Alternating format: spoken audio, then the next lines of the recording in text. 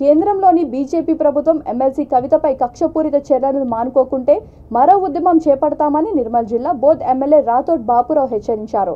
కేంద్ర ప్రభుత్వ కక్షపూరిత చర్యలను కవితపై ఈడీ సిబిఐ ఏకపక్ష ధోరణి దుందుడుకు చర్యలను నిరసిస్తూ ఇచ్చోడ అంబేద్కర్ చౌరస్తాలో రోడ్డుపై సుమారు గంటన్నర పాటు బైఠాయించి భారీ ధర్నా నిర్వహించారు. తమ పుట్టినరోజు సందర్భంగా వేడుకలను పూర్తిగా రద్దు చేసుకుని ధర్నాలో ఆయన పాల్గొన్నారు. ఈ సందర్భంగా ఆయన మాట్లాడుతూ బండి సంజయ్ తొండి సంజయ్ల తెలంగాణ ఆడపడుచు పట్ల ఇష్టపూరిత వ్యాఖ్యలు చేయడం శోచనీయమని అన్నారు. ఈ కార్యక్రమంలో 9 మండలాల పార్టీ కన్వీనర్లు, ఎంపీపీలు, మార్కెట్ కమిటీ చైర్మన్లు, వైస్ చైర్మన్లు, రైతు బంధు అధ్యక్షులు, ఆత్మ చైర్మన్లు తదితరులు పాల్గొన్నారు.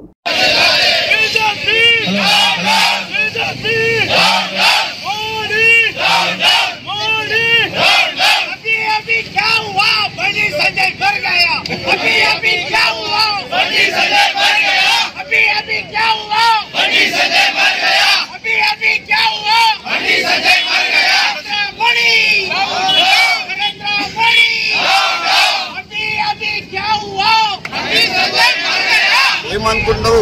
మేము 14 సంవత్సరాలు తెలంగాణ కోసం పోరాడిన వాళ్ళం. మేము ఆంధ్రోళ్ళకు భయపడలే, మీకు భయపడతాను బిడ్డ. మీకు భయపడం మీకు కూడా తరిమి కొట్టే రోజులు వస్తాయి తప్పకుండా. మీరు బీజేపీ ఇక్కడ గవర్నమెంట్ వస్తుంది. ఎక్కడ వస్తుందా?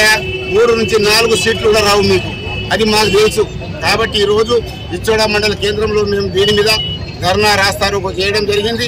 తప్పకుండా భవిష్యత్తులో కూడా నువ్వు ఈ మాటను, నువ్వు చెప్పిన మాటకు రేపు క్షమాపణ అడగకపోతే తప్పకుండా మళ్ళీ నీ మీద ఇటువంటి ధర్నాలు, రాస్తారోకోలు, మా నిరసన కార్యక్రమాలు జరుగుతూనే ఉంటాయి.